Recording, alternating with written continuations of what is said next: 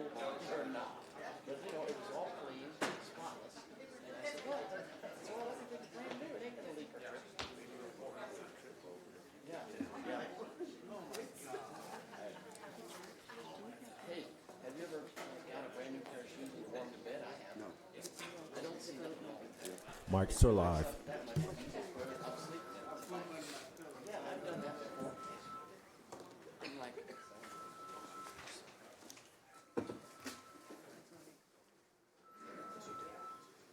mine, because I don't know no. Oh, we got it. How you doing?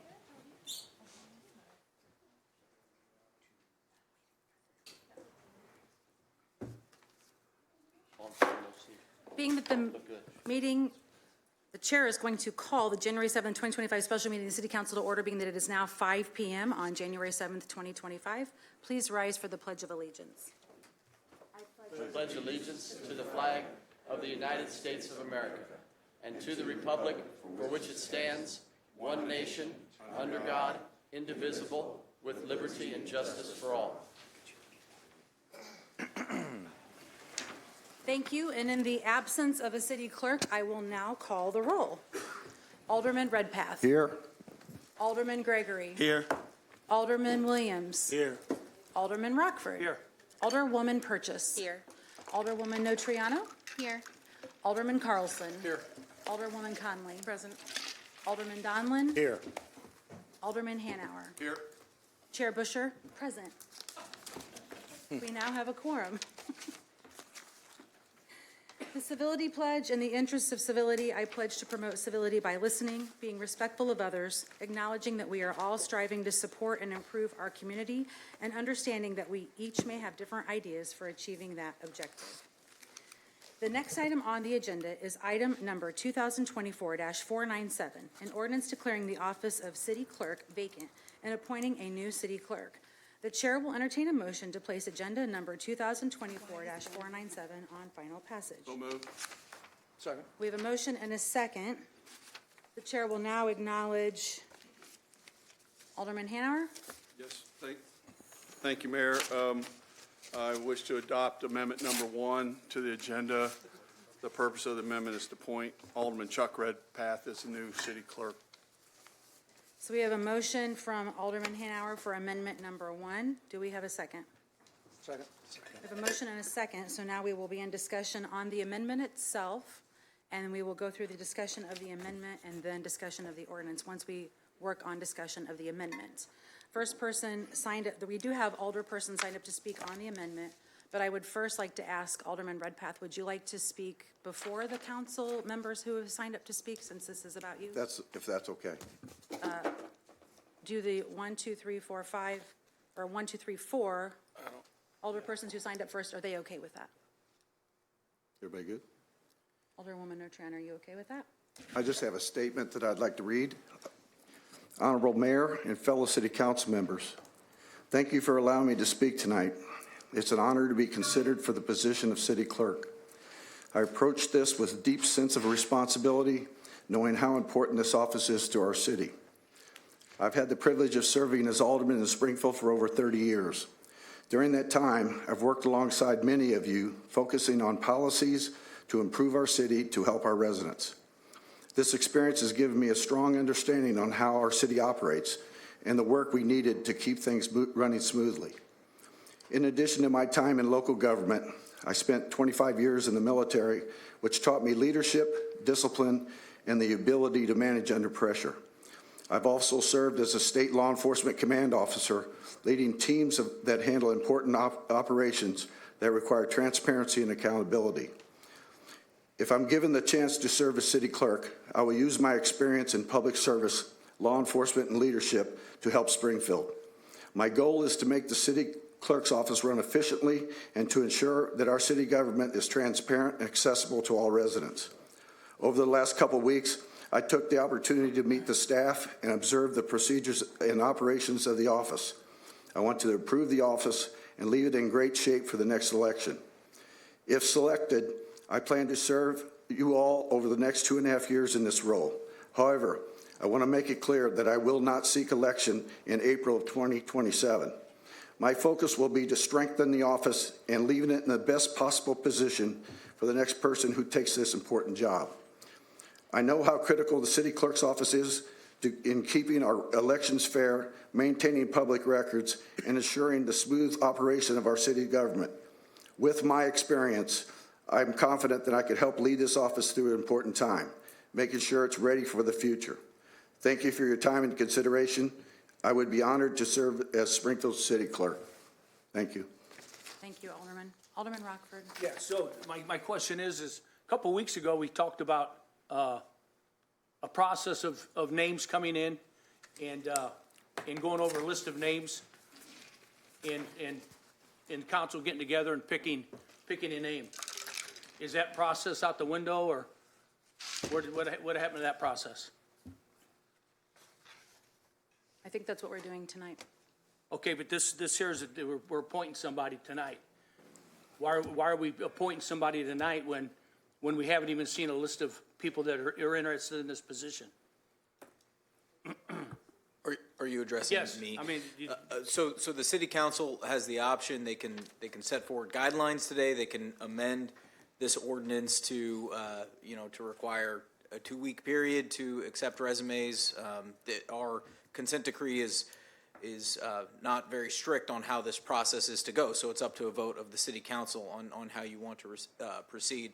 I received a request to prepare this amendment number 1, which is why it's before you today. thank you. Any other questions, Alderman Rockford? So Alderman Williams. whose amendment is this? Who's the sponsor? Right here. Who? Right where?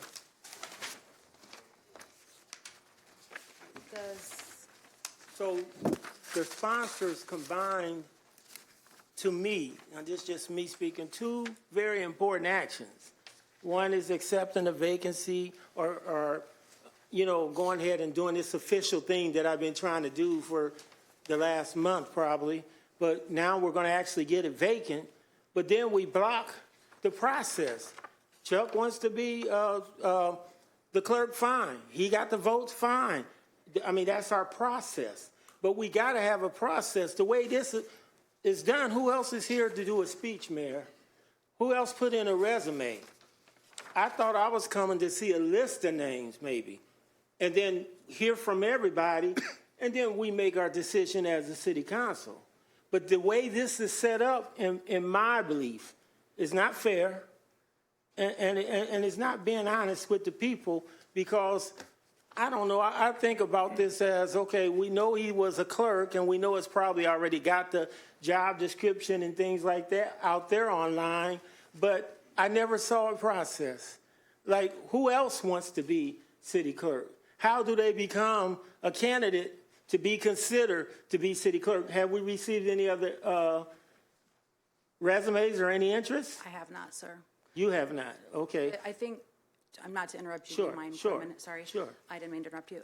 I think Corporation Council made it clear at a previous meeting that anyone could reach out to any of the alders based on how the code is written. Would that be correct that you said Okay. that the last time? That's right. That's So- right, because the city council. So if is the that's one true, we're just going to do all this during this meeting, I guess. If any of us got names, we're going to be talking about them and bringing this all up, and we're going to be doing all this at this public meeting on the floor. Is that the understanding of what's taking place? if that's how the council would like to proceed.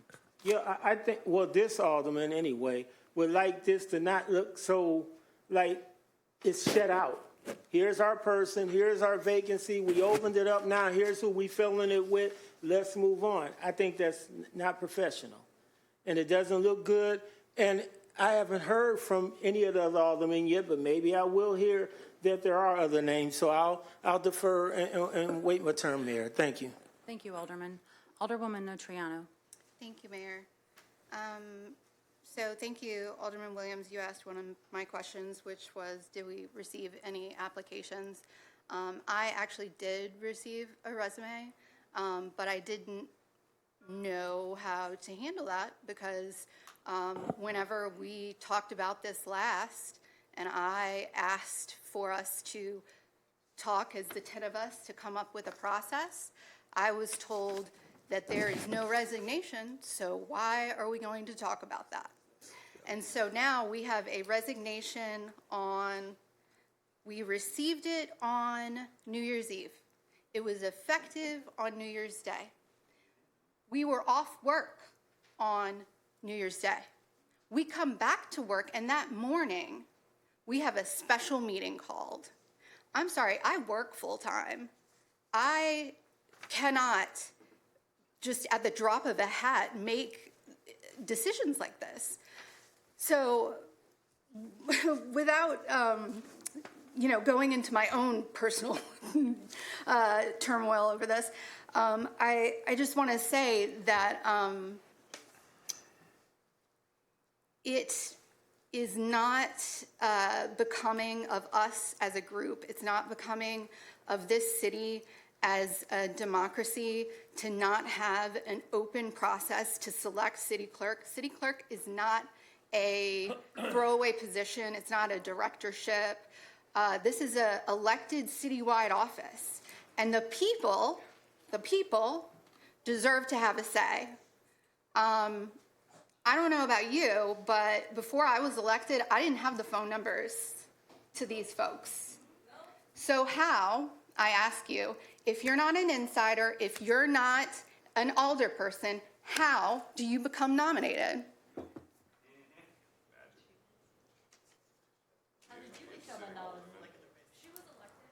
Order. Alderwoman Notriano has the floor. Okay, so I guess we'll get an answer there. So we are given, according to the consent decree, 60 days after the vacancy occurs, which was the resignation, which was January 1st. We have 60 days to make this appointment. Don't you all think there's a reason that they decided to give us 60 days?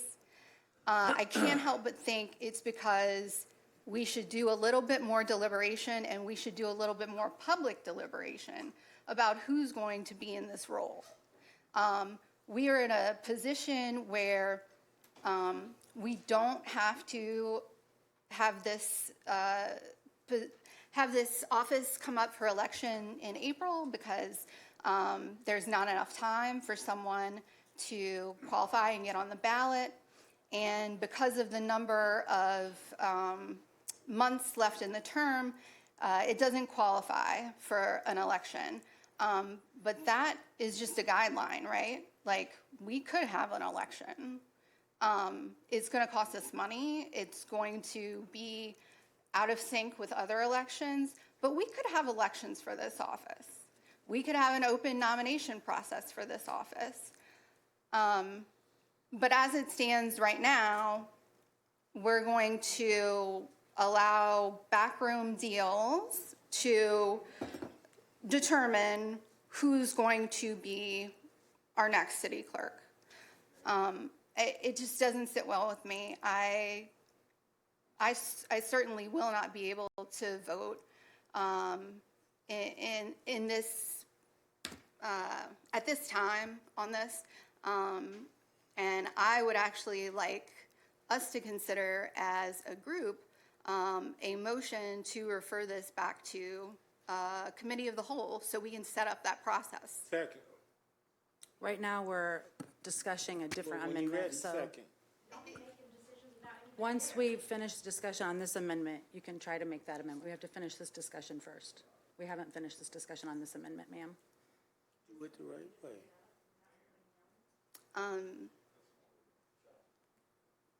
I thought that I was in order to ask for this. So we'll finish the debate on this. We can't hear, Mayor. So there's a motion to amend, or a motion to move to committee the ordinance. But it would be the ordinance as amended. So we can finish the discussion on the amendment. We'll vote on the amendment. And then we have a motion that's been seconded by Alderman Williams to move that ordinance to committee. Okay. Finish discussion first. If we pass this, haven't we made the decision, passing this amendment? No, that just changes the draft of the ordinance. There's still a final vote on the ordinance as amended, but your motion would intervene on that final vote on the main motion. So it would be a motion to move to committee as amended. If it does go to committee, it could be amended in any way again. But because there's an amendment on the floor, we need to know what we'd be referring to committee, Okay. which is why we finished the debate and that vote. But that vote is not the final vote. There will be 2 votes. Now there will be 3 votes on this item. Okay. Okay. Well, I think I have more than said my piece. I really hope we get to hear from the people who've signed up to speak on this. Thanks. Thank you, Alderwoman. Alderman Donlin. Yeah, thank you, Mayor, and thanks, everybody, for your spirited conversation. I think it's important anytime we're doing something like this that we do have the conversation out here in the open. And my question is to the amendment at hand, really to Mr. Redpath. If you could talk to us a little bit about what types of things that you would do to different in the office from what you've seen. You've been around a long time. What you have seen in the past, what you would change, what you would do. I guess I'll say electronically and non-electronically, because Alderman Hanauer and some of the others on the council have had conversations with the prior clerk about making some changes electronically that would make us have less of a stack of paper like Tim Griffin has on his desk there. Anyway, Mr. Redpath, if you could share with us your thoughts on that. Absolutely. In particular, I appreciate Absolutely. it. I've been fortunate to be able to go down and work with the staff and observe the operation. I can tell you that the 2 employees that are down there have been overtasked for several months. They've had to assume duties that have been done by 5 employees. So they're pretty overstressed down there. That's one of the things I want to do is to fill the empty positions. And I want to also bring the deputy clerk back into the process, because there is no clear chain of command down there. And we found out through this process that when we had to elect the mayor to be the deputy registrar, that there was no process in place for us to cover that duty. Fortunately, we were able to get the state of Illinois to go along with it. There's several areas that I have concern with. One of them is the FOIA area. We have been in turmoil because one employee is handling the FOIAs and the record-keeping process for that department. It's very stressful, and a lot of times the FOIAs get released without corporation council approval. And so what I'm gonna do is put a full-time person into the FOIA place. There was actually an employee that all they did was FOIAs, because we get between 20 and 50 FOIAs a day down there. So that's a real critical area. The record-keeping area, I understand, is in disarray, and we need to make sure that that person has full-time responsibility of keeping those records in place. The registrar for the vital records has been a point of contention since the November election, and we were able to save that and keep that in place for the office. And I will be, if I get the opportunity, I will be the registrar, and the deputy clerk will be the deputy registrar. We also have to do some electronic improvements. There's a lot of things that we're doing with paper nowadays that we need to move on with. I had an opportunity to meet with the director of OMB and with HR and with James Sullivan from IT. James Sullivan has about 6 different programs that he's offered up to the clerk's office that have not been, they didn't utilize, that would streamline a lot of the operation. And that's one of the areas of contention. The budget is going to, there's been a proposed budget put forward. If I'm appointed to this position, I have some adjustments I need to make on that budget. And then, of course, we have 2 union positions and 3 non-union positions in there. So I have to be able to work with the unions on how we're going to fill those. So you'd be amenable to us, quote, stepping towards the electronic age even more so? Of course. And, you know, sitting here as an alderman, I was able to see things that we needed to improve on that we couldn't get done. Every time we have a presentation, we have to watch the TV monitors when it should be on our computers. And with the help of IT and Director Sullivan, we're going to be able to bring that into the 20th century. We got a lot of things electronically that we can do that we're not doing now. I think we as a group do a good job of attending almost every meeting. We have a good attendance record as a group, but we all know that work gets in the way. Sometimes we're even away on city business at times. And one of the things that's been frustrating to me is during COVID, we could all be in our own houses when we had the special legislation that allowed us to not be in one room. And now when, in past practices, when one of us has to be out of town for business, you might as well not participate in the meeting because you're sitting on the phone, you can't hear. It's been very frustrating. Please tell me that you're going to look into whether it's Zoom, Teams, something, so that if someone can't physically be here per the statute and they're allowed to participate, that we're going to put together a mechanism so that we can all participate. That is one of the agenda items. Sitting here as an alderman, I've seen a lot of things that we can improve on, as all of you have. My door will be open to all of you, and I will consult with you a lot on how we can improve things. That's even something that I can't think of. Alderman Hanauer is an expert in IT area, and he's given us some suggestions on what we can do. You know, the most important thing with this office is getting it moving. We got so much backlogged work down there that we have to get this thing off the ground. These young ladies that are sitting back here in the back have been under enormous stress and working in a situation that was less than desirable. So that's the urgency of this, and I can assure you that I have the ability and the expertise to be able to run this office and make a smooth transition. Thank you, Mayor. Yes, Alderman. Alderman Gregory. Sorry about that. Thank you. Thank you, Mayor. Consent decree. That's very important to me sitting in this seat. Consent decree. One of the very reasons why I'm afforded the opportunity, all of us are afforded the opportunity to sit around this horseshoe. So that process, that's important to me. And I understand clearly from our corporation counsel and others that this process is defined by us, the city council. So no matter what happens tonight, there must be a process established. So if this ever happens again, that there is a clear process. Because I get, y'all know me, I come with a lot of things. And I get beat up about processes and not following the process. So I'm trying to learn. I do a little bit more talking this round, right? Because I'm trying to grow up. We got three-term aldermen about to leave. So it's important for us and to learn as much as we can so we can continue to lead the city. So I don't want to get into too much of candidates, but the process and affording everyone the opportunity to go through a process to be selected. And it would be disingenuous to give people a chance. They may change our mind. They may be able to get up here and give a better presentation to Chuck. Very experienced, for sure.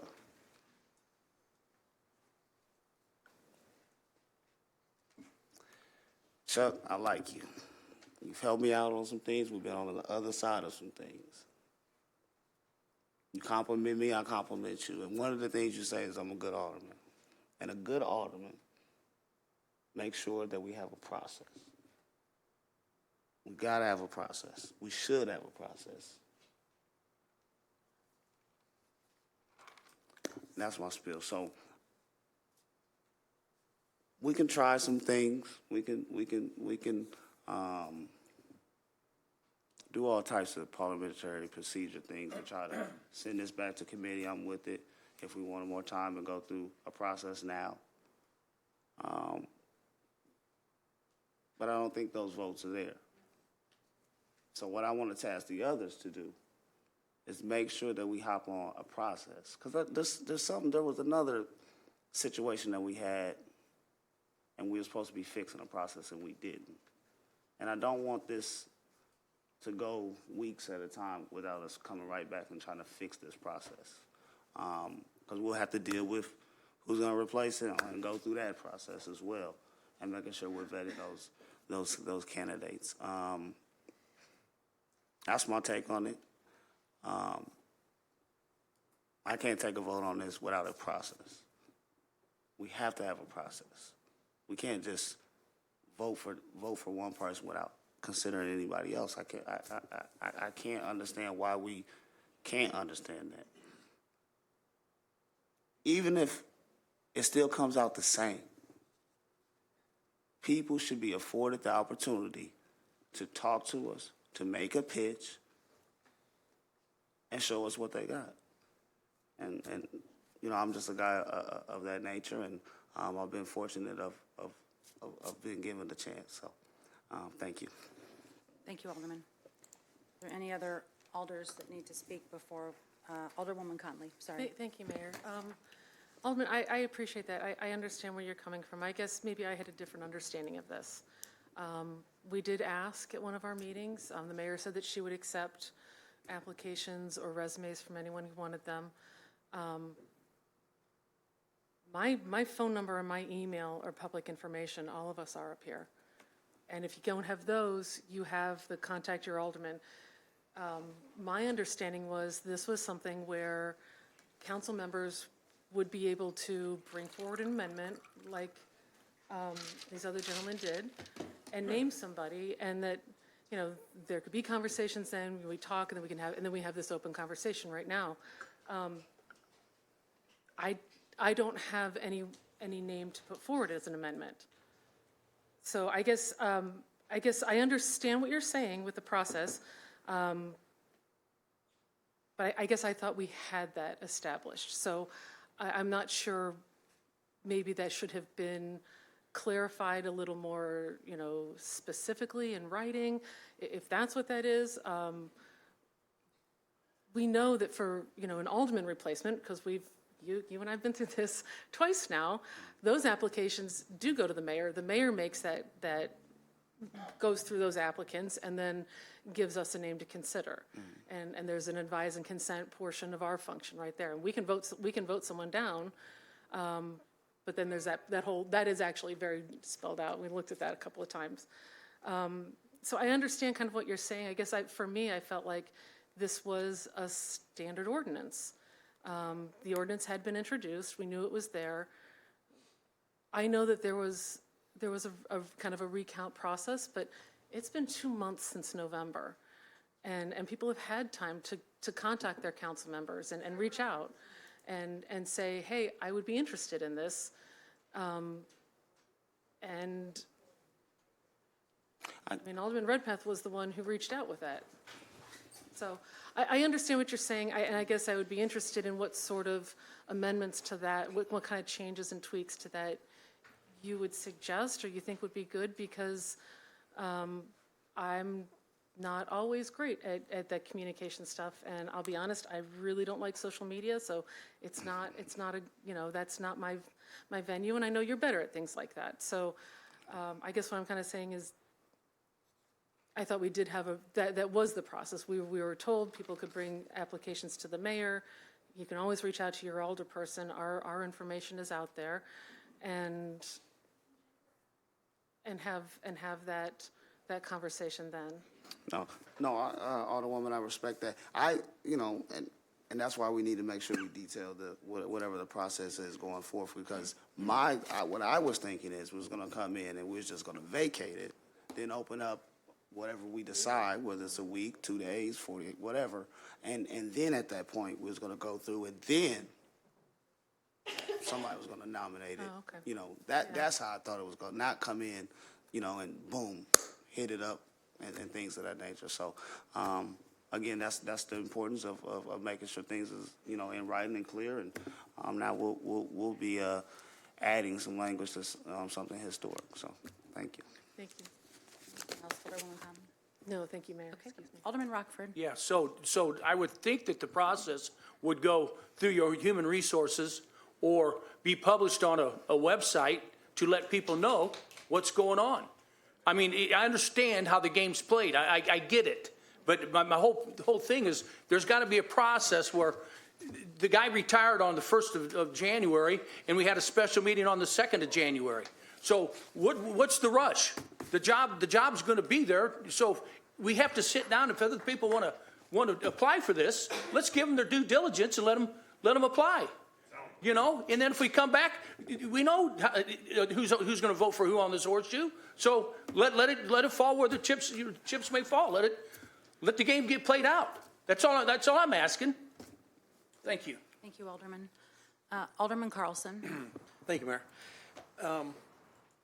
You know, I think I'm gonna agree here with my colleague Alderwoman Conley. You know, I think it was 5 weeks ago, 6 weeks ago, we were here as a council, and I remember specifically the mayor, and I don't care if you're going to vote for Alderman Redpath or not. It really doesn't bother me, but I think the process was laid out. In my mind, it was crystal clear. The mayor said if anybody was interested to turn a resume in, she would disseminate them to the alderman. To this day, we only have one. I think Corporation Council reiterated that, hey, this is just an ordinance. And over those last 5 or 6 weeks, I can tell you, I've been on 3 different radio stations, and I explained the process. It's just like an ordinance. Not to make it trivial or anything, it's just like a sign ordinance. If somebody wants to be city clerk, contact an alderman, just like they do now. If they want a stop sign up or something in their neighborhood, just contact an alderman, and then that alderperson will make the calls, try to get 6 votes. And to me, this has been the process. Again, I'm new, just a year and a half, but to me, it was spelled out 5 or 6 weeks ago in the fact that it was just a simple ordinance of who wants to be the next city clerk. So, thank you, Mayor. Mayor, can I Alderman. just, Brad, on that, along them lines? But again, you want the alderman to go and take their resumes and applications and run with them. It should go to human resources, or it should go to the mayor. If we do it for the alderman, why wouldn't we do it with a bigger position as a? Well, if I can answer that, I mean, but I think the process of filling the vacancy of an alderman is different than filling the vacancy of city clerk. He wasn't even resigned yet. He hadn't even stepped down from his position. That's the problem, Brad. We had to wait for this guy. You can't have it both ways. I'm going to ask Corporation Counsel to speak to that real quick before we go on. So the reason we're having this discussion, and I think Alderman Gregory touched on it a little bit, is our consent decree is vague. We took the language from our consent decree, we put it into our ordinances, it's section 30.04, and all it says is the city council appoints a new city clerk. So that's why it's just an ordinance at this point. If you want to set a process, then by a majority vote, you can do that. Just like this ordinance, that process can be put in place, and it can go in our city code and explain how it moves forward. And again, Alderman Redpath may become the next city clerk. I'm just saying, let's go through some kind of process to where if people are interested, not everybody listens to the city council, not everybody listens to radio stations, so I'm just saying, maybe we put something on a website and people can look at it, and get a list. And then we go from there. That's all I'm asking. That's all, we talked about it, but we had to wait for a resignation. Thank you. Thank you, Alderman. Alderman Carlson, do you have any other comments? No, I'm good. Thank you, Mayor. Okay. Alderman Hanauer. Thank you. This has only happened one other time in the history of the aldermanic government. The only other time was when the loss of Mayor Davlin. And there's only a couple of people here that were there that time. And what they did, if you go back and look, they got together at a city council meeting, special city council meeting, and they started with Amendment 1. And I know Alderman Donilon, at the time, his name was up. I don't know that obviously you didn't get the votes or you would have been sitting in the big chair. But, so they moved to the next amendment. And ultimately, and even the Mayor Pro Tem, I think it was Frank Coons at the time, he did not garner 6 votes to get in. What we're doing here, we've got amendment number 1. If Alderman Redpath fails, bring somebody else up. It's no different than what they did there. I don't like having to do this. And I will say this, I think that it's fitting that someone in this horseshoe, no matter who it is, takes the office of clerk or one of the citywide offices should they become vacant. we've been through the election process. You know, yeah, we can have other people come in, but we should have first opportunity because we have been elected to represent the people of our wards. And so it should start here at this horseshoe. Now, I know there's outside entities that don't like what we're doing. They're not happy with Chuck because, you know, who he went for in an election or whatever. It doesn't matter.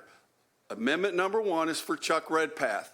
If you don't want Chuck Redpath as the clerk, you vote no. If he doesn't get 6 votes, we go to the next person. But here's the problem. There isn't a next person. I've had no one except for Chuck. Order. I've had nobody contact me about this job except for Chuck Redpath. And he was the only one. And I'm pretty accessible. People know my number, and you know, they seem to know my email. So, you know, to say we're making up the process happened, and you can go back and look. It was at the death of Mayor Tim Davlin. It was one of the worst times in the city of Springfield, and the city council had to do it this way. So to say that there's no history behind this, there sure as hell is history. It's not a good history, but it is history. And I should say Alice was here too when that happened, so, you know. Yes, I was. Thank you, Alder. Any other questions or comments, Alderman? Alderwoman Notriano. Thank you, Mayor. The comments in the crowd need to stop, or we're going to have to escort you out. Everyone needs to, Alice, please turn around. Order. Any more comments from the crowd and you're going to be escorted out. Sorry, Mayor. Tired of that word. Alderwoman Notriano. Thank you, Mayor. So unfortunately, this is what happens when people are put in a position where they feel like their voices aren't being heard. So on to my comment.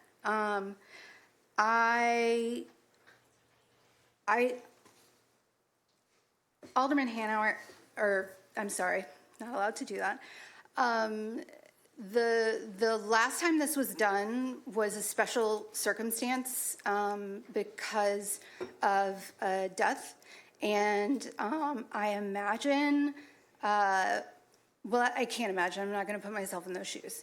But we have had 2 months, and I asked on December 2nd, or maybe it was when this was first introduced in November. I asked, I said, y'all, we need to have a process. It's on us 10 to decide when are we going to talk about how we're going to make this decision. And the answer that I got, and I'm going to be honest here, from Alderman Redpath was, he hasn't even resigned yet. So what am I... So yeah, and I asked the mayor when I spoke to her on the phone, thank you for giving me a call, who had applied, sent her applications, and she didn't answer me. So how were any of us to know who anyone was contacted by? Someone sent me an email over the weekend, and so I'm gonna, I guess, go ahead and introduce an amendment to nominate John P. Thomas for city clerk.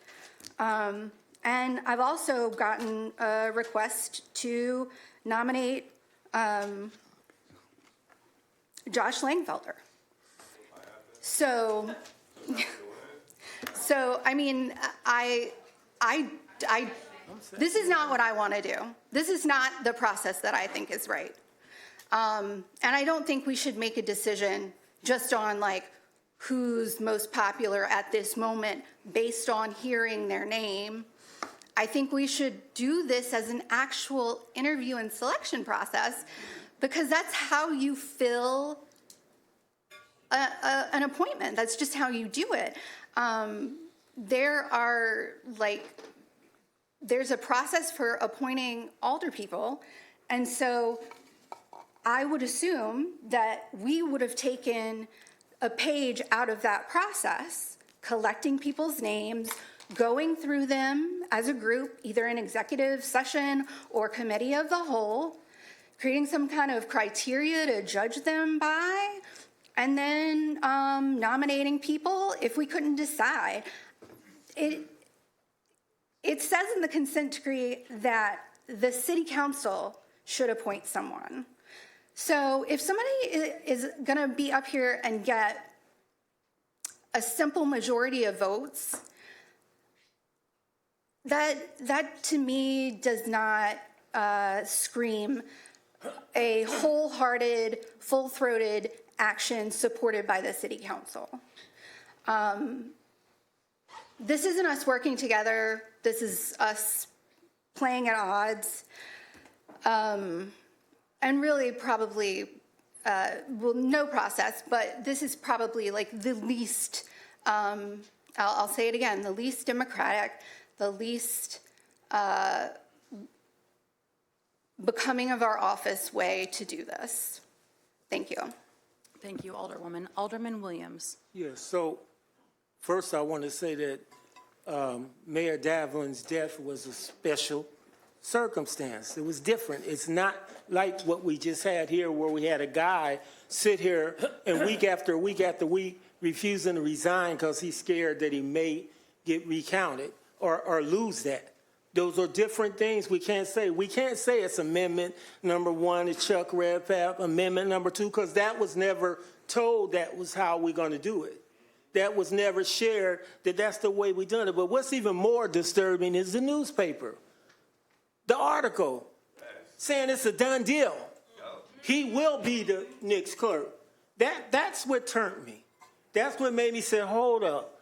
We shouldn't be allowing that. We shouldn't be having that because we as a group hadn't talked and said it's a done deal. That's why I was surprised that the amendment combined them.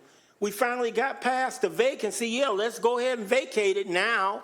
But we only there because of playing these games. That's how we're here tonight. This needs to go back, Mayor. And I'm again emphasize that we need to send this back to committee and allow for a fair process. Thank you. Thank you, Alderman. Alderman Carlson?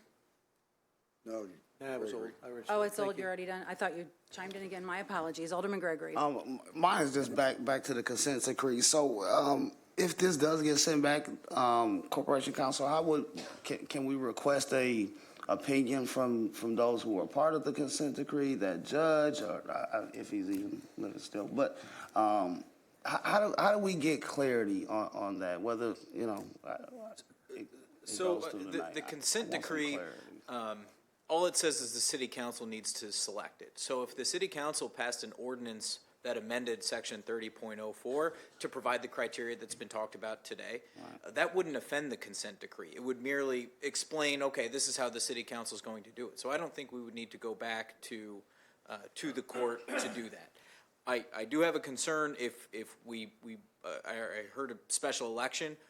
If we go outside what the consent decree requires us to do, I would like to at least get affirmation from the federal government that they're okay going down that road. But if it's just the city council determining how to select somebody, we wouldn't need to go back to the judge to get that approved. That would just be an amendment to our code, like no different than the amendment we have in front of us. I mean, the thing that concerns me is the consent decree was a voting rights lawsuit federally, and it was meant to bring more diversity to our city, more people at the table, and transparency and things. And I just want to make sure that its true intention is being upheld in this process. Regardless of who we wind up putting in that seat. I just feel that we, as a council, must be careful with it and make sure we're doing it right, because it's important. Thank you. Thank you, Alderman. Alderwoman Purchase. Thank you. So I just want clarification. So we have an amendment on the floor.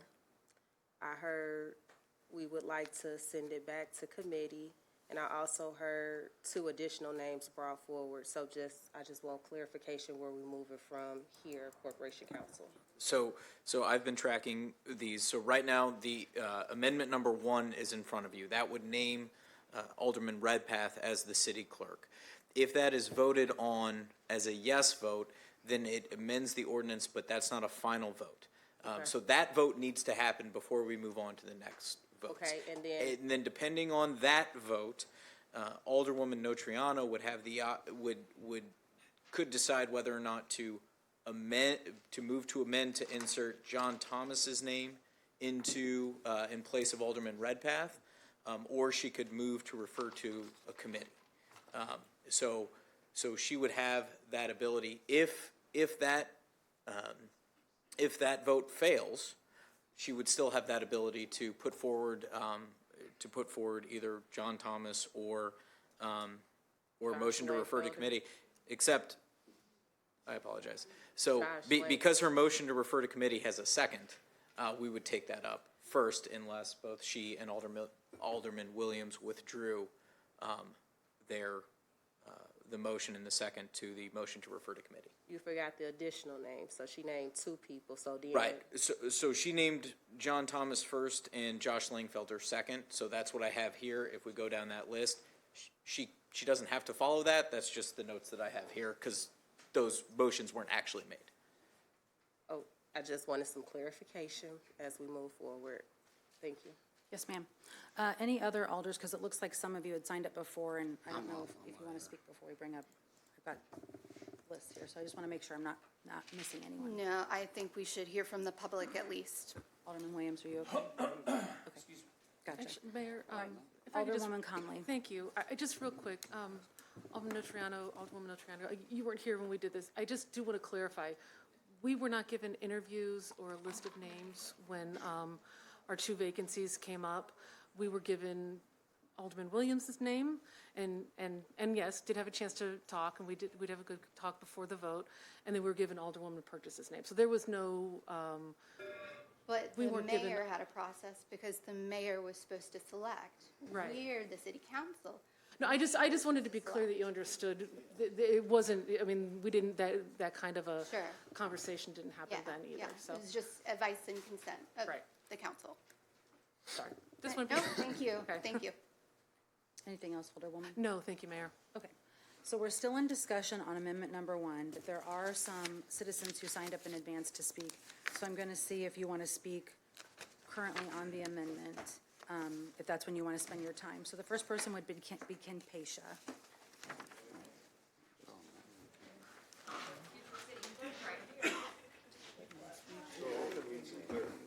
That's actually 2 separate sessions. I signed up for the special one and then actual city council, so I'm not using my time for city council. We're I'm just in using the my, special one right now. just making sure. So I got to start off with the fact that I would think that the city clerk position would require more of a job search than, hey, y'all know anybody? Go ahead and send on an application on in. What? Where? My job at a retail clerk store puts more work in finding that. This is an elected position. Elected, which I appreciate Redpath's work. He is Ward 1 alderman. He just won that election. The very thing he promised to do as to honor the office is what he did less than a year ago to the Ward 1 people. How can I take it seriously if he isn't even going to finish out this term? I mean, quite frankly, why do you get to waltz into a city clerk position without an honest job search, Chuck? It's nothing personal. I really don't have anything against him being a part of the process.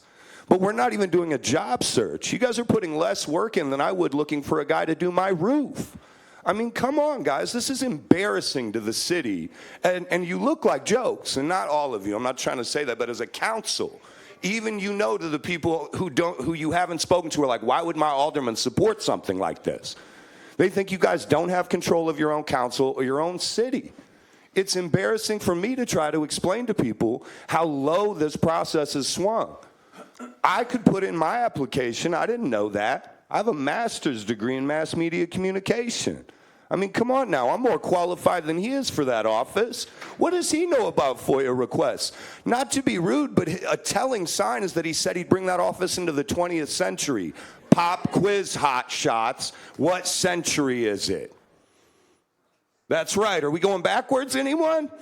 All right, well, that sounds pretty ridiculous then, doesn't it? I'm supposed to trust somebody born before the advent of the Apple computer that he's going to modernize our systems? That's not meant to be personal. It's the simple reality that there are more qualified candidates that are less ingrained in the city politics of this mired swamp. Because quite frankly, this city council has spent my entire life running scams, pulling games, and somebody wanted to mention Davlin. His death closed 3 different federal investigations. So if you want to bring up the past, tell the truth. Because the simple fact is that city council was corrupt, and so's this one at this point. If you're just going to install a clerk off a simple majority vote, off a scam introduction, what kind of process is this? Again, this is the kind of process you see from a games of politics as usual, the old nepotistic pat on the back, old boys club. What do you know about IT? Is that a joke? I mean, are we kidding here? Like, am I supposed to take this seriously? There are people half the age of the people on this alderman that could do the jobs way better because they're actually acquainted with what's going on in the current now. They would go to other cities. It sounds like somebody's been interning Chuck, because I don't want to move past that. That sounds like he's been getting groomed for this job the entire time. Anybody else hear that? Because I know you guys heard that. He's practically met with everyone involved with that office. That doesn't sound like a job search or a candidate search. It sounds like we knew who was going to be city clerk before it even got considered. And that should upset the alder people who are getting this jammed down their throat by people who violated official state rules about meeting and discussing city business outside of council. How many of you were present? Was it a quorum? Was it a public meeting? Do you have closed meeting minutes, guys? Because it sounds like I'm going to be doing some FOIA requests of my own for those internal communications you guys have been having. Because I'm almost positive you've been violating those rules to reach a quorum and a knowing that you wouldn't introduce this amendment if you didn't have those 6 votes to pass it. So that's completely ridiculous. It makes you guys look corrupt. It makes you look inept at even pulling this off because you're embarrassing yourselves. You make it seem like, oh, well, nobody sent me an app, guys. He just resigned. You yourselves at this very meeting, because we have video, said that you were going to wait to do the process. That's exactly what was said. And now you're saying because somebody who, again, has been interning behind closed doors was the only one you wanted to consider, because I'll tell you the real truth about why all this is going on in this little dog and pony show that we're watching is because somebody gets to appoint Ward 1 alderman. Who's it going to be, Misty? I bet you already know the name, don't you? Yes, you do. Don't give me that garbage. Just like you guys had this figured out 2 months ago, apparently, since we didn't do an open job search, an application process, or even an attempt to put out a job search. You're making Chuck look bad by doing this because now he looks like a jerk who's trying to take advantage of something instead of actually following a real process that's been laid out in other places. That's my time. Thank you. The next person signed up to speak is Brianna Roberts.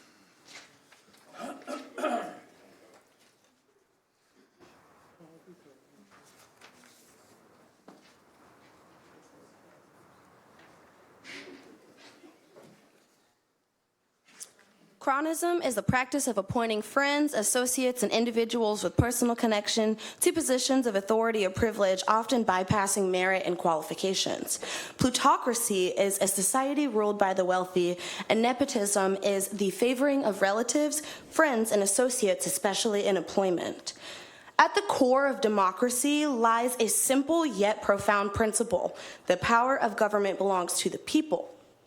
Democracy is sustained by key principles like transparency, citizen participation, checks on abuse of power, and free and fair elections. And unfortunately, our local government repeatedly fails to uphold these values, as we see with the potential appointment of Alderman Chuck Redpath to the position of city clerk. The history of Springfield's governance is riddled with patterns of cronyism, plutocracy, and nepotism, practices that undermine public trust and erode the foundation of democracy. Chuck Redpath and his family have been entrenched in local government for over 30 years. However, this legacy is not one of merit or public service, but of controversy, misconduct, and disregard for the community. Consider the Redpath's family records. Chuck Redpath's brother, Michael, has been implicated of allegations of assault. You're not allowed to slander people. It's not slander. This is truth. This is truth. It's only slander if I'm making stuff up, okay? So please let me continue. Another brother, Lewis, served as a police officer. Their father was Springfield's assistant police chief, and Chuck Redpath Jr. has been cited, this is truth again, for misconduct and excessive force in his role as police officer. Chuck Redpath himself consistently demonstrates a lack of respect for the community. Truth. He frequently disregards public concerns, he leaves meetings early, and neglects public comment sessions, a critical avenue for citizen participation. How can we entrust such an individual with the role of city clerk, a position requiring meticulous record keeping and attendance at every meeting and transparency with the public? This is not just about qualifications, it's about the accountability owed to the people who fund these roles with their tax dollars. Moreover, the connection between Chuck Redpath and Frank Lesko and the outgoing city clerk raises serious questions because, and again, let me just make sure that you understand that this is truth. I'm not just making stuff up. There are reports of wealthy individuals like the Valla family who are influencing the local politics and add to the perception that these appointments are predetermined and not earned. It is no surprise that Redpath has already been seen discussing his plans with departments and local news outlets reporting on his appointments as if it's a done deal. What do they know that we, the public, don't? Frank Lesko's decision to run for a position on the county board while still midterm his city clerk position shows a lack of foresight and responsibility. His resignation has left a mandatory seat vacant, eventually paving the way for appointment behind closed doors, an appointment that lacks public input or transparency. The failure to adequately announce and publicize the vacancy demonstrates negligence. Discussions about the position occurred in meetings that only a handful of people attend or watch, which really feels extremely intentional. Did the city deliberately avoid making this opportunity known to prevent others from applying? Because that's how it feels. The pattern of backdoor appointments is nothing new for Springfield. Let us not forget the recent controversy that I mentioned back at a county board meeting involving the Sangamon County Sheriff Paula Crouch and the troubling allegations, truth, against her husband. Once again, due diligence in vetting candidates is glaringly absent in this town and in this county. We are not replacing one paid seat with another paid seat in good faith. We are perpetuating a system that prioritizes personal connections, wealth, and influence over public service, competence, and fairness. The citizens of Springfield deserve better. We deserve leaders who are accountable to us, not to their beneficiaries or personal networks. The principles of democracy demand that we reject cynicism, plutocracy, and nepotism in all forms. And if we fail to act, we risk further eroding public trust and empowering a government that operates for a select few rather than for the people. And I urge you all to consider this when you are making that decision of who you are going to appoint into this role. Our community's future and our faith in our local government is constantly getting questioned. And it is your responsibility to fix what has been broken. And finally, I just want to say, just because I have a couple of seconds left, racism is a real thing, okay? So let's just remember that. Thank you. Thank you. The next person signed up to speak would be Aaron Cahill. Is there an Aaron Cahill here?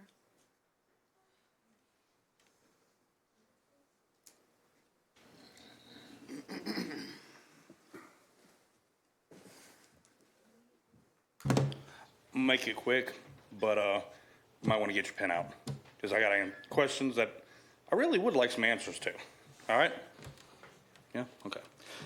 So this whole city clerk thing, I've been keeping an eye on the city's page to see how I can apply. It's never popped up on there. There's no process. There's no public access to how this process goes. Y'all got no information at all on what the job exactly entails. So people who may be qualified don't even know whether or not they're qualified because where's all the information on what the job entails? Typically, a job description is provided. The process should have been defined at a meeting prior to today. The the horseshoe should have met up and said, hey, how are we going to vote for these people? How are we going to take these applications? What are we going to do with them? I don't think that's too crazy, I really don't.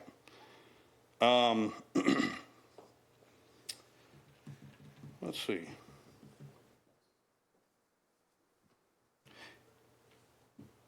Not everyone that is qualified for the position has the time to watch the city council meetings.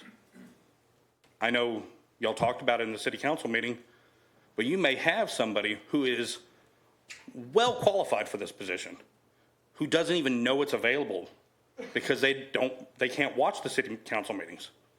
My wife works 2 jobs, so she goes from one job straight into the other job. How many other people have to do that, So by just doing this at a city council meeting doesn't mean anybody is getting the information.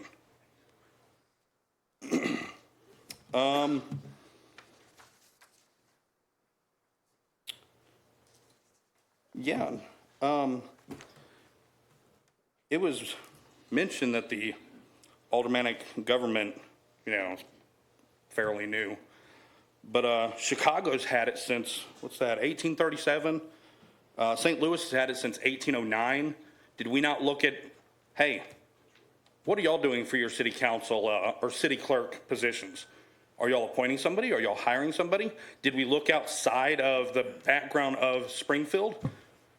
Did we look anywhere for how other cities are doing it? There's a lot of cities in the United States that use an aldermanic government. A lot. I came from one to move up here. So to say that, it's a fairly new style is pretty misleading. Also, are we running any kind of background checks on these people? City clerk has access to all kinds of information. All kinds. So what kind of a background check are we doing on them? I certainly don't want a convicted felon handling all the city's information. They have access to a lot of information. And also, why did some people get access to talk to people and others don't? I was going to put an application in for the position, like I said, but it has never popped up on the website. Was that done by design? Was it? Yes? No? All right, cool. Either way, seems like it was done by design. Seems like everything was laid out prior to even this meeting. Kind of feels like it was already planned, already put in position. Feels like the dominoes were already falling. Whether that was intentional or not, that's what it feels like, Corporation Counsel said that it was very vague. That's perfect, that's fine. But the horseshoe could have sat down and said, or even in emails, hey, what are we going to do? How are we going to set this up? What is the process? My alderman, she mentioned the process. She's freaking awesome for bringing it up. The process was never defined. Never defined. Thank you, sir. The next person signed up to speak is Kaylee Freeman.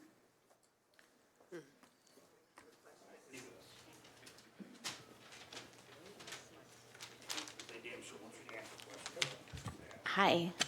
So I can provide sources before anybody accuses me of slander, because that is protecting a rapist. So y'all are sitting in this horseshoe because the Supreme Court said our city was not representing minorities. So don't play in my face about this not being about race. Today, headlines broke that we are paying out yet another $1 million lawsuit because of corruption and poor policing. And here we are trying to put in the biggest supporter of violence and crime into the position of power. Mr. Redpath is a liability and will cause the city to have even more lawsuits. In 2005, the Illinois Times reported that Michael Redpath, Chuck's brother, who Chuck protected for years, since 1984, he covered for his brother, allowed his brother to continue to work for the city despite assault charges, DUIs, and attempted child abduction. The adoption attempt happened on 14th and South Grant. The Redpath family goes into poor neighborhoods to victimize our children. Meanwhile, Chuck Redpath stokes fear of transgender individuals in our bathrooms. Look in the mirror, Chuck. You're the predator. In 2009, Mr. Redpath's son, Officer Chucky Jr., thought it was appropriate to beat a man in handcuffs. He was, of course, suspended with pay and is still employed as an officer. He has had several other allegations of excessive force, but when your family is full of men who do not respect people, I guess that's what happens. Mr. Redpath has less than stellar history with women himself. There are allegations he can't keep his hands to himself while in the Air Force and while working at Memorial. Ma'am. The city is opening itself up to even more lawsuits by making him clerk. This is He is a sick man whose family owes the city millions for the things that they have done to the most vulnerable of us. Cut off the microphones. Old white men in power will never help out those of us in poorer wards because they would lose a place to pick up victims. They would lose their ability to abuse us, assault us, and harm our children. The Redpaths need a place to prey on people, sadly. So today I ask the council to do some self-reflection and begin to lift up those of us who have been harmed by politicians such as the Redpaths and the Langfelders, for them to change the narrative and not give Chuck any more power. You better get a lawyer. I don't talk to rapists. The next person signed up to speak is Brianna Eilers. That's bullshit. It's bullshit. Oh, we don't cuss around here, guys. All right, so going blank. I have sources for everything that I'm about to say as well. I can give you all of the bank statements, whatever you want. All right, good evening. I'm told that the council doesn't see the correlation between the clerk position and our LGBTQIA+ community, so I'm going to try my best to quickly explain. Do you remember Reverend Eric Hansen of Destiny Church creating a transphobic lie regarding a YMCA bathroom? Frank and Linda Valla are directly tied to Destiny Church, which claims to be a transphobic, non-denominational church overseas and on U.S. soil. If you research this topic, it doesn't take long to find that it's actually a Christian Zionist organization. Zionism is an ethno-cultural nationalist movement. Ethno-nationalism is a form of nationalism based on the belief that a nation should be composed of a single ethnic group, guessing white, often with a shared language, culture, and ancestry. So not LGBTQ, because that's a culture. My goodness. Eric Hansen makes regular trips to Israel and actively supports the ongoing genocide that most everyone in this world, except for Israel and the United States, acknowledges.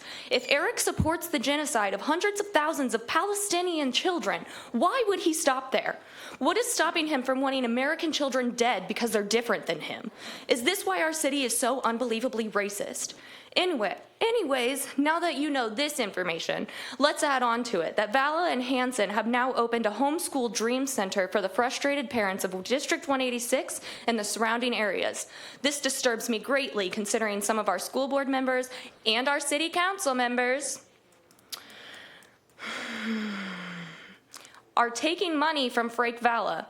While we all know that our reading scores are horrible and the district's graduation rates are at 62% versus the state average of 87%, it almost feels like our schools are pushing parents into homeschooling at this point. Because now we know that our children aren't safe and they're not gaining knowledge at school. Valla is a staunch supporter of Eric Hansen and his mission. Eric has proven to be an anti-LGBTQIA+ genocide-supporting Christian nationalist. I don't know about you, but if I knew somebody like Eric Hansen, I wouldn't want to be associated with him. However, Valla has done the exact opposite, proving that he supports Hansen's ideologies. We have turned into a country that is actively banning books, torturing librarians, and allowing LGBTQIA plus members of our communities to die by their own hands because they see no other option. Gosh. What's worse is that there's adults who feel it's okay to mentally abuse our freaking children now. They don't even hide it anymore. A country that burns books does not stop until it burns humans. Humans are the next after that. Oh, gosh.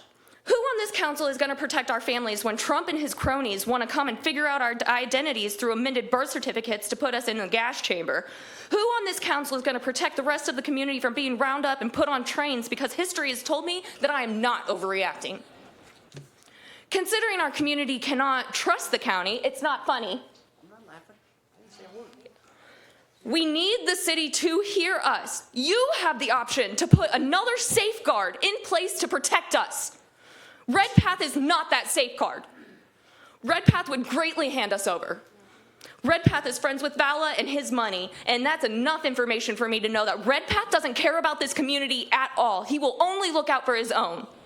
We do not know what the future holds for us, but we have to be prepared for it. Those two white ladies in the corner with their white or their blonde hair, that steers into whiteness, guys.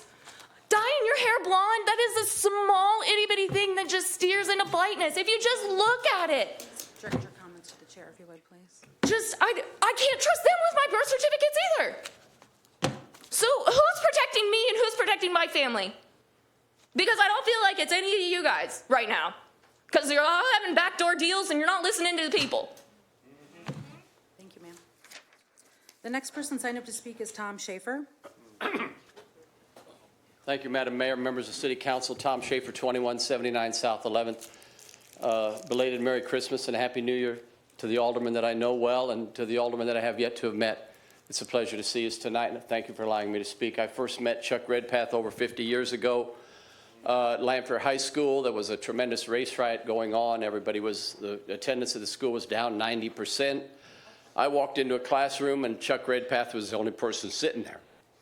And I said, Chuck, what are you doing here? And he said, Tom, I'm doing the same thing you're doing here. My dad said, is school open? Yes, Dad, you're going to school. So I've known him for 50-plus years since. Not only is he a graduate of Lanphier High School, but he is also in the Lanphier High School Hall of Fame. They don't give that away for free. You earn that. After high school, he immediately joined the United States Air Force and was stationed for several years in the coldest Air Force base in the continental U.S., Duluth, Minnesota. You don't just get plopped there, you earn that. And there's no C in Schaefer either. So after his Air Force service, he joined the National Guard. And during his National Guard service, he was called down to a place called New Orleans, Louisiana, during a little hurricane called Katrina, when the bodies were floating in the water. And the gunfire was rampant, and there were political shootings, racial shootings, gang-related shootings, shooting-related shootings. It was no picnic during Katrina in New Orleans. Chuck Redpath served honorably, received a commendation for his service. So he served his nation, he served our state, and he served Louisiana. Now let's talk about his city service. Not only was his father, like one of my grandparents, a city police officer, a dangerous, difficult, very disgusting sometimes profession that has to be done. His son is a police officer in our city. And I have no problem with a man that says, I devoted my life to this.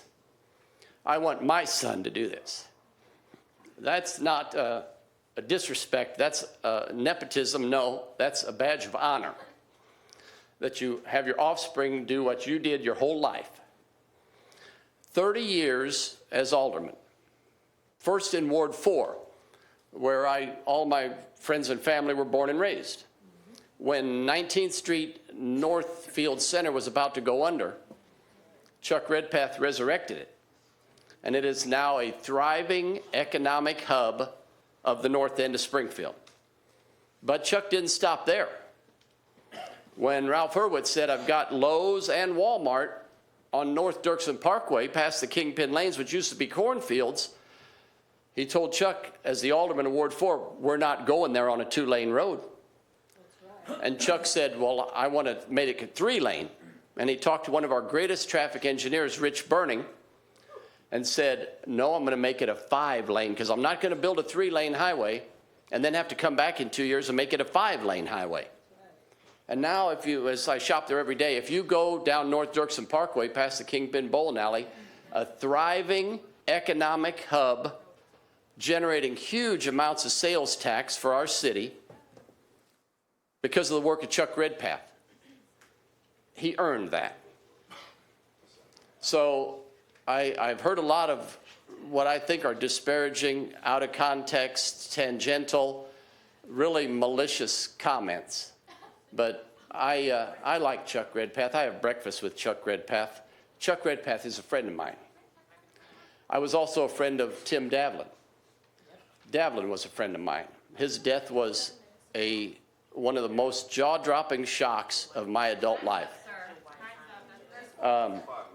He has 40 seconds left. They were using a phone. He has 40 seconds left. So I would urge this council, including my alderman, Sean Gregory, who I had the joy to run against for alderman in Ward 2. I'd like to ask his support of a man that, yeah, you're giving him this position until the next election for city clerk. You're giving it to him because he earned it. For our nation, for our state, for our city, for our business community, I urge a yes vote on Resolution 1 to appoint Chuck Redpath the next city clerk. And remembering, as I do, Thank you for your comments. one of our greatest city clerks, Norma Grave, I'd like to ask you to vote for Chuck Redpath. And Thank you, Mr. Schaefer. I know how he likes his bacon and eggs, too. So we're on amendment number 1. Are there any alders who wish to speak on this before we were to take a vote? I see none signed up to speak. So the first thing we're going to do, order in the chambers, please. The first thing we're going to do is take a roll call vote on the amendment number 1. I know that the alderwoman has amendments she wants to, but we have to finish this one, then we can get into those, okay? Just for Robert's rules. And bear with me, I'm acting as the clerk as well, so this will take a second. So, Alderman Redpath. Aye. Alderman Gregory. No. I'm sorry, what'd you say, sir? I said no. Okay, sorry. Alderman Williams. No. Alderman Rockford. No. Alderwoman Purchase. Present. Alderwoman Notriano. Present. Alderman Carlson. Aye. Alderwoman Conley. Aye. Alderman Donlin. Aye. Alderman Hanauer. Aye. So that's 1, 2, 3, 4, 5 yeses, 2 noes, and 2 presents. Is that correct? 3 noes, 2 presents, 5 yeses. So amendment number 1 passes because it has the majority vote, correct? That's correct. So that is amendment number 1, which just amends the ordinance to put a name into it, is all it does. The ordinance is still sitting. Well, adopt. first we have a motion we from got another. Alderwoman I'm Notriano sorry. that started. So just to clarify, since we did have Alderman one motion Williams. and a second, there's a motion to refer the ordinance as amended to committee. So that will be amendment number 2. Is that Roll okay? call No, vote. that's a motion. resolution. It's Oh, not a an motion. amendment. Okay, sorry, not amendment. So your motion was to just refer the ordinance back to committee. Would that be right, Alderwoman? No, I think that I have to be more specific with what I'm trying to do. Sure. So refer it to committee of the whole and ask committee of the whole to set a deadline for applications, to open applications, and to publicly discuss those applications and qualifications of people. Wouldn't that be an amendment if she's changing the ordinance? So just being very specific about like what the process could look like I can't believe I'm coming up with a process here on the fly, but, A motion to refer to committee to determine a process for selection, or do you So- actually want to begin outlining the process? yeah, I think I should not be the one to determine the process. I think we should together, the 10 of us, determine the process. Okay. So then what it would be is a motion to refer to committee to determine the process, but that wouldn't be laid out until we met at committee and then discussed it, and then there would be an amendment to the ordinance as amended, which would lay out the process and likely alter section 30.04 of our city code. That would be. Wait. How?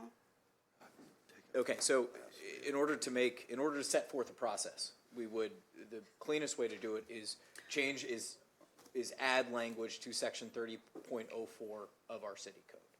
And so if this is referred to committee next week, and then the city council decides, we want to leave this open for 2 weeks, resume should be. No, I was going to specify that, like how Today? much time, absolutely. Okay, then Yeah. there's not a motion, then it would be an amendment to the ordinance as amended.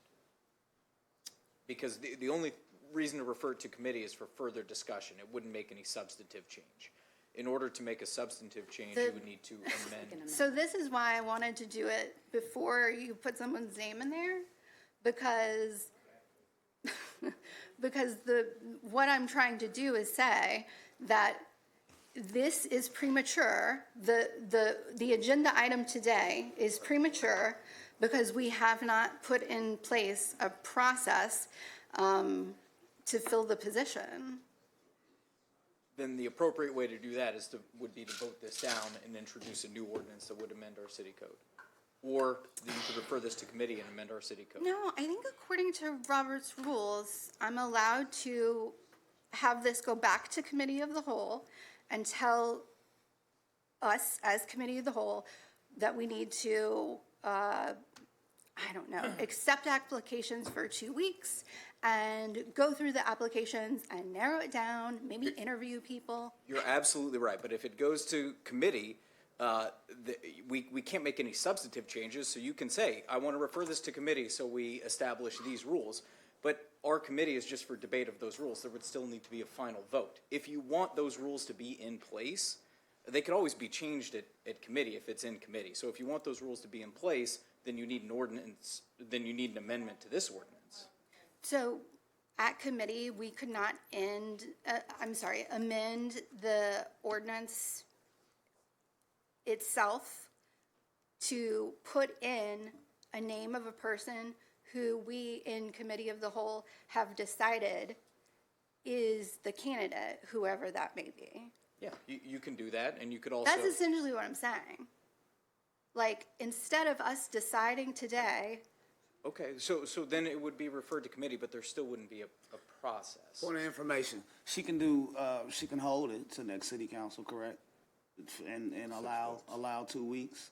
Yeah, it could be held, it could be referred to committee, either of those can So happen. you can hold it until next city council, or, make that motion, and then we'll be able to take actual action on it.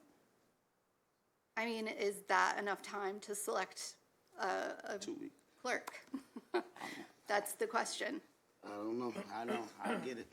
Yeah, me either. So what's the motion? So we have a motion and a second, so because Alderman Williams, I think you were the second, so I just want to make sure that two of you guide us your motion. I am going to withdraw my motion. You're going to withdraw your motion to send it to committee? Alderman Williams? Yeah. So, Madam Mayor, I'll make a motion that we refer this, We have other people signed up to speak, sorry, first. I'm just letting you know that. Oh, I thought because I was the second, I would get, Are we going to go, I'll. Okay, call on fine. you after the other two, Fine. if you don't mind. Alderman Rockford? So, Corporation Counsel, so what happens is this is the ordinance, it goes back to committee, we vote on this in 2 weeks or next week, or how does this work? So right now, with that motion being withdrawn, the ordinance as amended is before the council. So the main motion on the floor would then, if there's no more motion made, then the next vote would appoint Alderman Redpath as city clerk. That's Tonight. where it sits right now. Tonight. So there's not going to be, there's no process. We're not going to accept applications from anybody that's watching tonight or anybody in the crowd. We're done. If the city council were to vote on the ordinance as is, then yes, that would be the end of the process. Thank you. Alderwoman Purchase. Thank you, and then to follow up behind that, so what Alderwoman Nutriano was asking, could that be a resolution or for putting a process in place for the future, like addressing what she was just asking? So the best way to put a process in place in the future, as I sit here at the meeting, I think the easiest way to do it would be to amend section 30.04 of our code. That's what codifies the language from the consent decree on this appointment process. I think what we can do, it just mirrors that, but we can add, for appointments conducted by city council, the following steps shall be taken, and then you list out a committee, a subcommittee's formed, or we collect resumes for a 2-week period. We would codify the procedure. Right now, that's just not in there. But it wouldn't be a resolution. It would need to be an ordinance, and it would need to go through our ordinance process. That's why, if this was referred to committee for further debate, we could amend the ordinance to include those provisions, which is what I was explaining or attempting to explain. Okay, and then can you just recap this and send it in an email too as well to all of us, because those concerns that she just brought up does need to be addressed and be amended. Yep. Thank you. Yes, Alderwoman, and hold for 1 minute if you don't mind, Alderwoman Notrano, because I did tell Alderman Williams after the other two that signed up to speak, I would call on you, so. Okay, just making sure. Alderwoman Notrano. Okay, so in our code, what does it say is the process for appointing a new alderperson? For an alderperson, that's the mayor shall appoint with advice and consent of the city council. Okay, so if the mayor is able to create, whoever the mayor is able to create their own process, own rules in order to accomplish that goal, why then could the city council, under what's already written, do the same thing? You can, by a vote, a majority vote could create any procedure. That's Okay, so we don't need to change the consent decree. I've never said we need to change the consent decree. I'm sorry, whatever it was you said. No, but we were discussing establishing a process moving forward. That's why I said if we laid it out for this council and every council moving forward, the easiest way to do it would be to amend the code. If you want to set up a process for just this specific city clerk instance this one time, you could still draft rules of procedure and come up with your policy, which might differ from a different city council, but it would still take a vote of the city council. Okay, for sure. For the future. So, I'm sorry, I lost my train of thought. So yeah, I'm not saying that we should put a process in place at this time. My proposal is not to put a process in place that would bind all other city councils. I would just want a process for the 10 of us to make a decision on this office. So as it says we should do. Because right now our process is the first person to get to 6, and I just don't think that's democratic, and I don't think that it represents the wishes of this body as a whole. Ideally, we would be able to talk about the criteria for a clerk, and I would hope unanimously come together and decide on some criteria. And it may indeed be Alderman Redpath. I'm not talking against him or anything like that.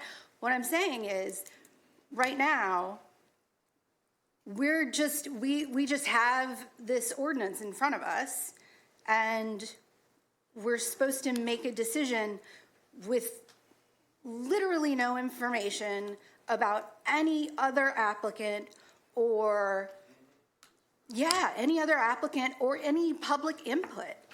I haven't been able to like talk to my constituents about this because I only had a news story to go on that this would be the person.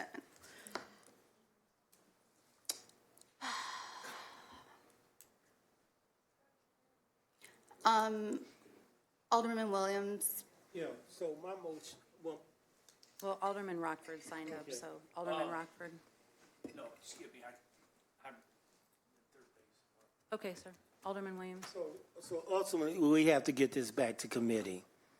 So I would like to hold this and send it back to committee to allow the time for the 10 of us to get together and move forward with any kind of process we're going to create that's going to be fair to everybody in the city that may want to be interested in this position, and then come back with Alderman Redpath and anybody else and just do a more fair process. So that's why I was seconding you sending this back to committee. And corporate counsel, that's where the intent is, to send it to hold it, whatever you want to do, back in committee, that we take no action on him becoming clerk tonight, because we want to allow for public input, public participation. Thank you. Alderman Williams, are you making a motion? Well, I guess I would be the main motion then, and someone Second. would have to second. All right, so we have a motion and a second to bring it back to committee. Do any of the alders have any discussion that they want to sign up and talk to about the motion for, to send this back to committee? Seeing none, we'll take a roll call vote, but just bear with me as I am the clerk as well. The motion is to send the ordinance 2024-497 back to committee, correct, Alderman? So if you vote yes, you're voting to send it back to committee. Alderman Redpath? No. Alderman Gregory? Yes. Alderman Williams? Yes. Alderman Rockford? Alderwoman Purchase? Yes. Alderwoman Notriano? Yes. Alderman Carlson? No. Alderwoman Conley? No. Alderman Donlin? No. Alderman Hanauer? No. So that is 1, 2, 3, 4, 5 noes, 1, 2, 3, 4, 5 yeses, so I'm the tiebreaker and I vote no. So that will not go back to committee. Alderwoman Notriano, you also, after that motion, had 2 other things you wanted to discuss, so I'm coming back to you because, in all fairness, you said you had a person you wanted to put forward, so now I'm coming to you with that. I legitimately do not know how to respond. I have 2 people who asked me to be considered. I don't know. So your option would be to try to amend the ordinance. So you're asking me to put forward people's names who haven't had the chance to make their case or be vetted. That's the Yeah, I'm asking you and the mayor. Okay. This ordinance was put on first read, I believe, the beginning of December. The process, as I've said, is set forth by City Council. I was not contacted to put together a process, to put together an ordinance amending the process, so it's just a City Council vote by ordinance, and I think I explained that. And so, I'm happy to put one together if any older person wanted to reach out to me to ask me to do that, to put forward an ordinance. I got one request for an amendment, which is before you today. So I don't know how to answer your question from my seat, other than there's been an amendment and one of those can go forward, but without any other process. This is the process that our consent decree and our ordinances have, and so this is what's in front of you. So, at minimum, I would have told the people to come here and speak, right? Like, how was I supposed to do that? And I don't want you to take this as me attacking you. I am just, like, My mind is blown right now. I really. City council, you're city council. They What? really ain't right. Backhanded method. Right. Oh, boy. Yeah. Do something, Mayor. Jesus. People never had a chance.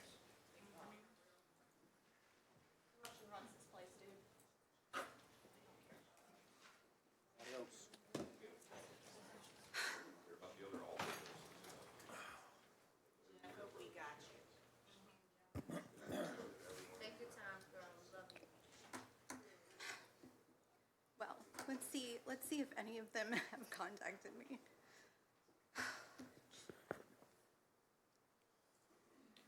Are we not on air right now?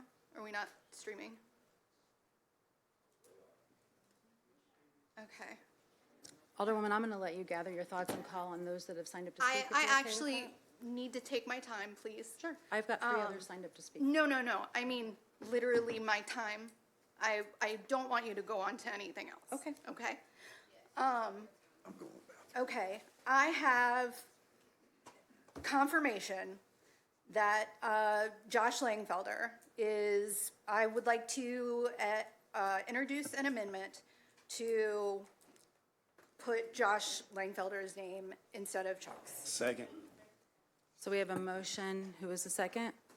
Alderman Gregory. A motion and a second for amendment number 2, because the other was to hold it back in committee. Would that be correct, Corporation Counsel?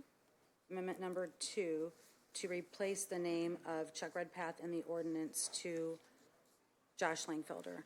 So I know some of you signed up to speak before that happened, so if I call on you and you wanted to speak on something different, we're only talking about the amendment right now, just so you know. Okay.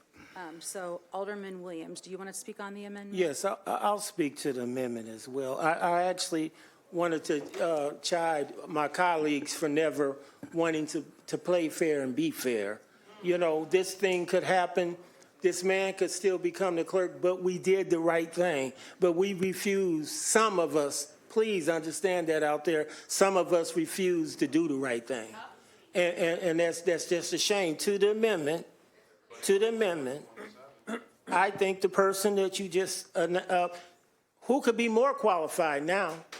He's a clerk. He's been a clerk for years. So who has experience now? Who's been a clerk now? And I'm speaking to my colleagues because we got to make that decision. And I hope we think seriously about that now since we want to be on that experience tip. And I endorse and also second your nomination of Josh Langfelder. Thank you. Alderman Rockford? Yeah, so we've just passed this ordinance with Chuck's name in there. Is this going to be another ordinance or just added to the? So we only amended the ordinance. The ordinance hasn't been voted on in whole yet. It was an amendment to put a name on it. So what the Alderwoman is doing is proposing to amend the name. So does Alderman Redpath stay on there? Can you add? Point of order. Regarding, before we can take any other names, do we need to vote on, we voted on Amendment 1, so we've already got one name up for clerk. You can still amend the ordinance. I mean, we could have 6 amendments with 6 different people, so if the ordinance goes through, what happens? Who gets the amendment? The amendment. I'm just. The amendment would strike Alderman Redpath's name and insert Josh Langfelder's name. So this vote would be, it's just for one person. And Right. There's an amendment and a second. We'll take a vote on that, and then we'll see how amendment. Any other questions, Alderman Rockford? Yeah, so we're voting on people. So we vote on, excuse me, Josh Langfelder, or is this going to be another meeting for Josh Langfelder, or is it going to happen tonight? If this amendment passes, and then there's a vote on as amended, amendment number 2, then the ordinance passes and Josh Langfelder would be appointed the city clerk. That's what this my question is, we can sit here and so he goes by the wayside. Chuck does, we don't. Chuck's name's done. We change names. We can change names as we go along tonight. Is what I'm asking. Correct. So why was it? And again, you know, we talked about this process, 6 weeks ago, whenever. And we had to wait for him to resign his position. You know, and why we didn't start a process through the city human resources, knowing that we didn't know. We didn't know. We had a recount. We didn't know who was going to win, who was going to lose. You know, I know it goes through a process, but, you know, that's what we talked about, corporation councils, is having a process when people want to run for another position, when they're elected a year before, and they don't want to hold up to the oath that they took, you know, and then they want to run to another position, but I'm not going to resign until I get this position because I may be out of a job. You know, he knew this going into it. He knew it going into it. Now we're sitting here playing, chasing our tail, throwing names in here. We're going to vote against that. No, we're going to vote against him. This is ridiculous. This is ridiculous. Why something wasn't put on a website to have people put applications in? I don't understand. Thank you. Alderman Gregory. I would just ask my colleagues, Alderman Hanauer, Donlin, and Chuck, we need to hold this until the next city council. Open up the process. We'll have 2 weeks, and then we can write whatever process going for the future. But we need to hold this. I understand if your vote's going to be the same, but people need the chance to come up here and do their thing. And if they don't convince you otherwise, they don't convince you. That's cool. I mean, but we can hold this and take the vote in 2 weeks. It's been done with Roy. Hell, I had to fuss because he was here 3 weeks. You know, so we have to take a little time, give people a chance. It's not going to hurt us any. I know the mayor's probably under a little stress because she has to handle that office, so she's probably not happy with me saying that. But I think it's only fair to the people to give them an opportunity to submit their applications, resumes for it'll give them 2 weeks, and then boom, there's the process. We'll come back, we'll vote. Chuck's giving his spiel, what he's going to do, and we should allow others to do the same. And you know, that's my ask to you three. Thank you. Thank you, Alderman. Alderwoman Purchase. Thank you. So Chuck his name was just brought forward, and it was a motion passed for him to move forward. Jennifer just brought Josh's name forward for us to vote on, and I think it's disrespectful for a gentleman who's sitting in the audience who just came up here to speak, and so we're supposed to vote on Josh next, and then we're going to turn around and somebody going to nominate him because he's here. He's here to speak and stand up here. We did a vote to try to bring this back to committee, and it failed. So that's why I said I'm supporting you on, and you corrected me about a resolution, but coming back to do an amendment to the ordinance so that it's a process moving forward. But I just think it's really disingenuous for this man's name to not be brought forward, and he got up here and spoke. And then also for Chuck, the votes just happened how it happened. I'm voting present on anybody that's being said tonight. We don't have a process in place. We need a process in place, and the chips failed the way they failed. I don't think that we should have Josh's name brought forward unless somebody gonna turn around and nominate his name to come forward. But then what happens when all the votes are identically the same? I just said I'm voting present. So what if they all come out like that? How does this work now? So you get the same votes that just happened for Chuck, you get for Josh. You get the same votes that just happened for Josh for that gentleman. Now what do we do? He wins. That's my, not to, It's the principle. It's okay. It's the principle of how we're going about it. I don't care how it's going to be put on social media tomorrow about what I said, but we need to have a process in place. And sitting here just making more names over and over and over again, it's not a fair process to anybody. I don't have anything else to say. Thank you, Alderwoman. Alderman Rockford. yes, so, and that's my whole point. So a week ago, we had a gentleman resign. Frank Lesko resigned on New Year's Day.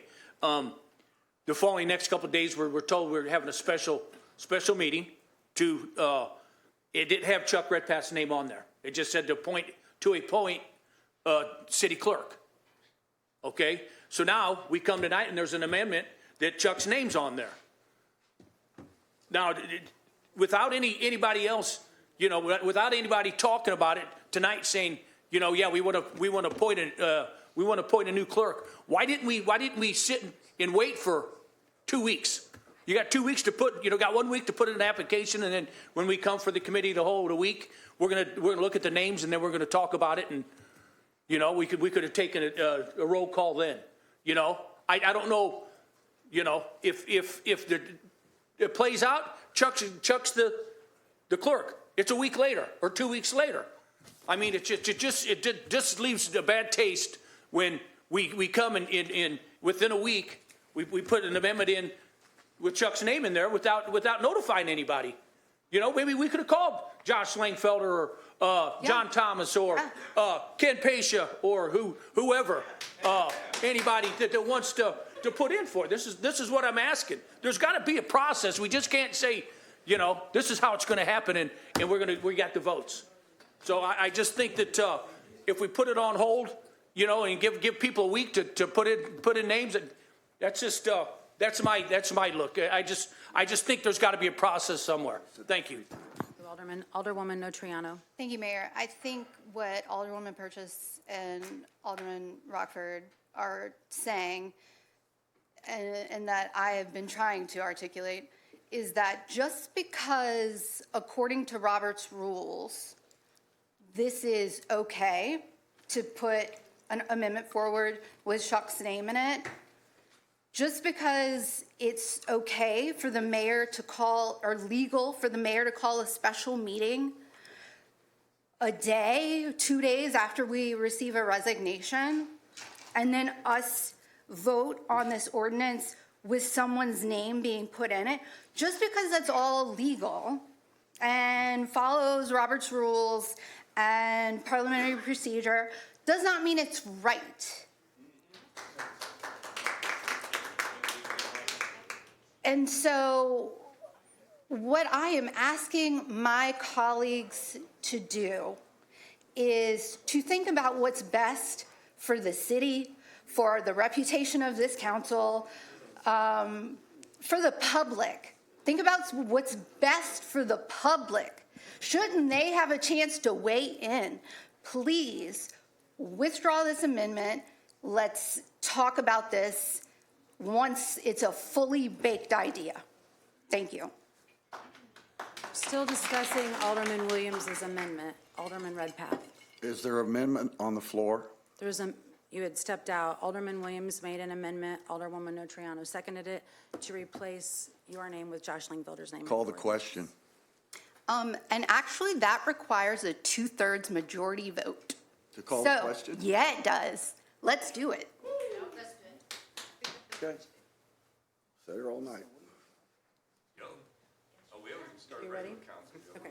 So we're going to go slow here. So this is to vote on the amendment that.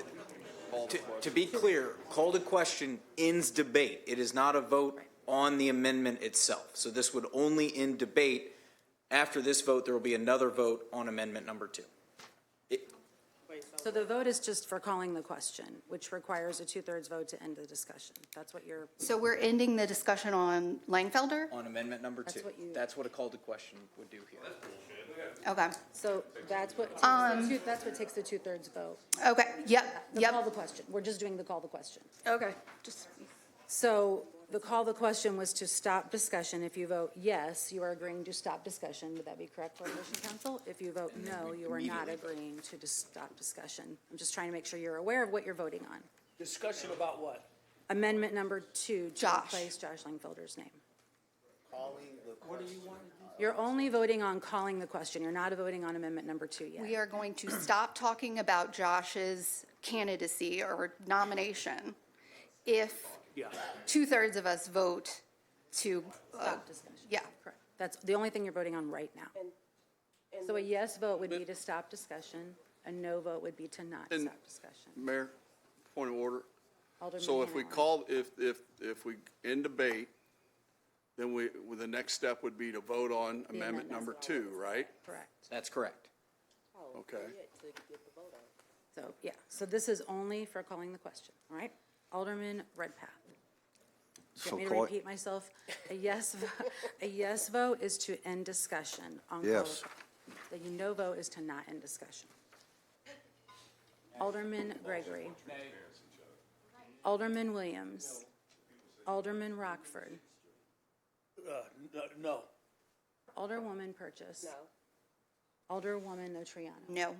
Alderman Carlson. Yes. Alderwoman Conley. No. Point of information.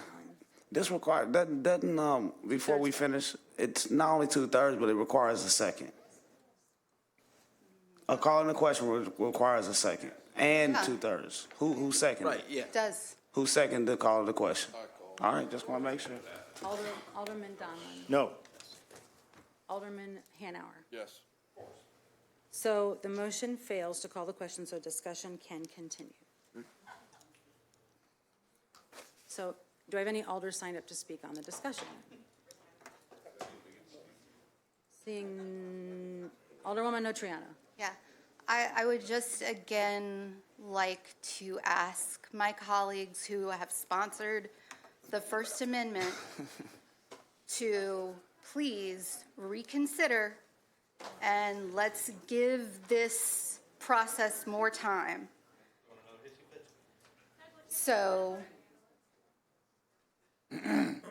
just to give this process more time so that we can make an informed decision on everyone who we're going to be voting on, or we don't have to vote on all these people.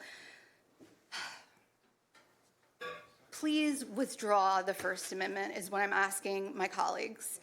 Thank you. So we still need to take a vote on the amendment that Alderman Williams brought forward that you seconded, though. So we're still on discussion for that amendment. Any other discussion on amendment number 2?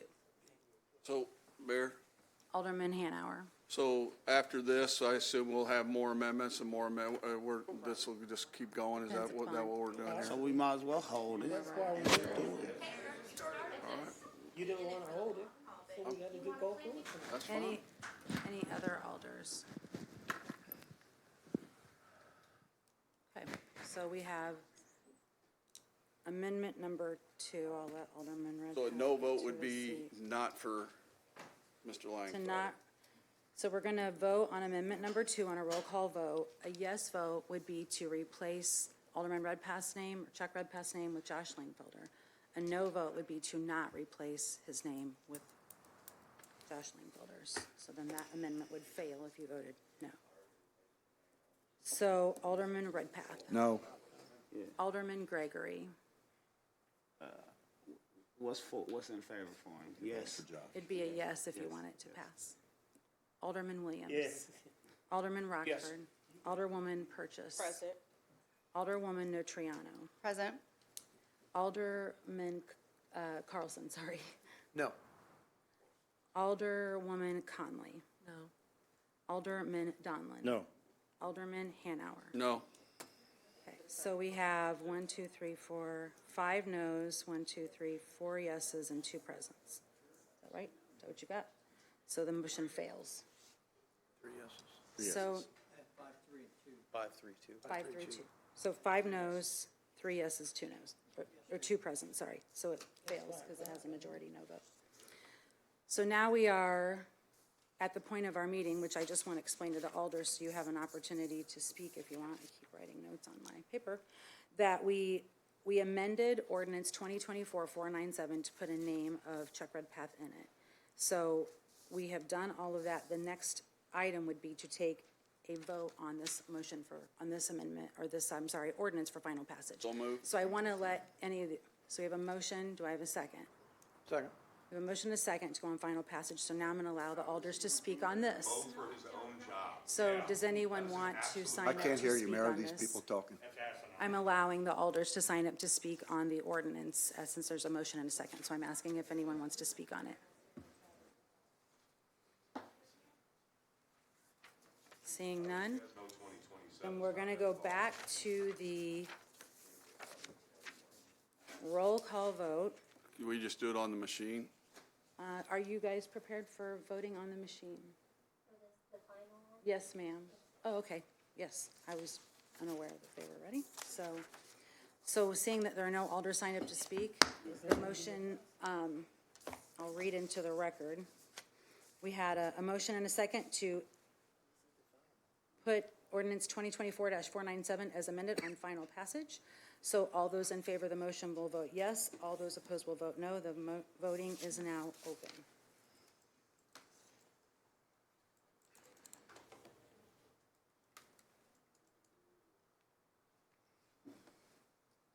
So the motion passes with 5 voting yes, 3 voting no, and 2 voting present.